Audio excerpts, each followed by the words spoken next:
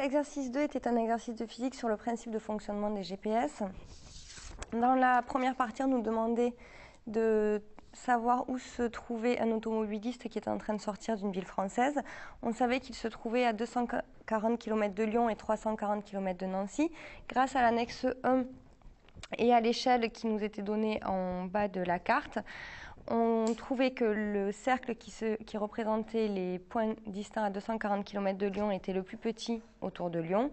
Celui qui représentait les points à 340 km de Nancy était le cercle le plus large autour de Nancy. Ces deux cercles se coupent en deux points. Un point qui se trouve à la frontière entre la Suisse et l'Italie et un point qui se trouve au niveau de la ville de Bourges. On nous indiquait que l'automobiliste sortait d'une ville française. On en déduit donc qu'il se trouve à Bourges.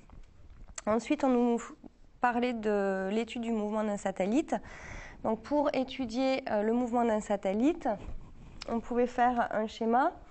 On nous disait qu'on se plaçait dans le référentiel géocentrique. Donc, on a ici la Terre et la trajectoire du satellite autour de la Terre. Pour faire cette étude, on se place dans un repère de Fresnel avec deux vecteurs unitaires qui sont le vecteur n et le vecteur t représentés ici en vert.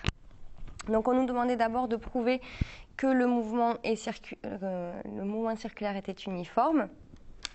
Alors, ici, j'ai indiqué l'expression générale de l'accélération dans la base de Fresnel.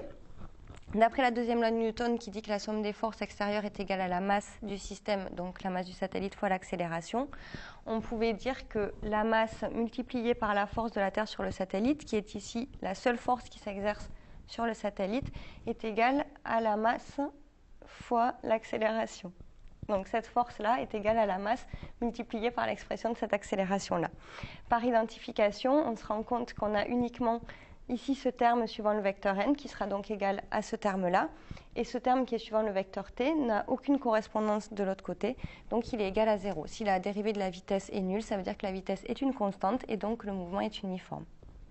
Toujours par identification, on pouvait répondre à la question 2, puisqu'on a vu que ce terme-là était égal à la masse multipliée par ce terme-là. Les deux masses du satellite vont se simplifier. RT plus h au carré va se simplifier avec ce RT plus h ici. On retrouve donc l'expression de la vitesse qu'on nous donne à la question 2. Lorsqu'on fait l'application numérique, on n'oublie pas de convertir RT plus h en mètres, puisque ça nous est donné en kilomètres. Et on trouvait une valeur de 3,89 10 puissance 3 mètres par seconde. Enfin, on nous demandait d'établir l'expression de la période de révolution d'un satellite. La période de révolution, c'est le temps qu'il faut au satellite pour faire un tour autour de la Terre. Donc, la relation nous donne V égale D sur T. La distance parcourue pendant une période de révolution est un périmètre de cercle qui a un rayon de RT plus H. Donc, on a la vitesse qui est égale à 2pi RT plus H sur la période.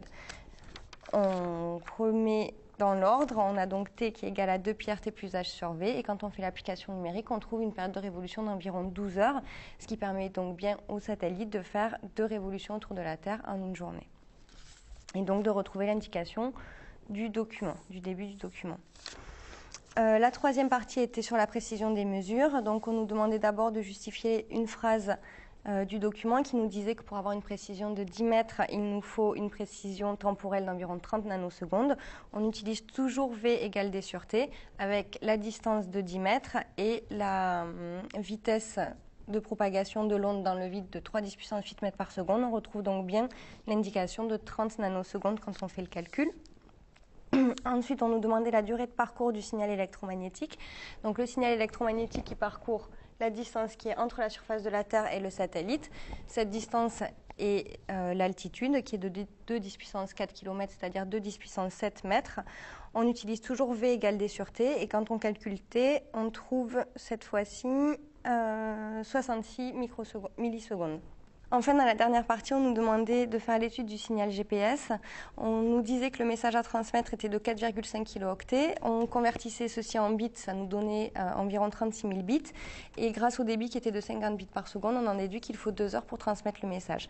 Et enfin, la dernière question, c'était remplir l'annexe 2. Et donc, on arrivait à ce résultat-là.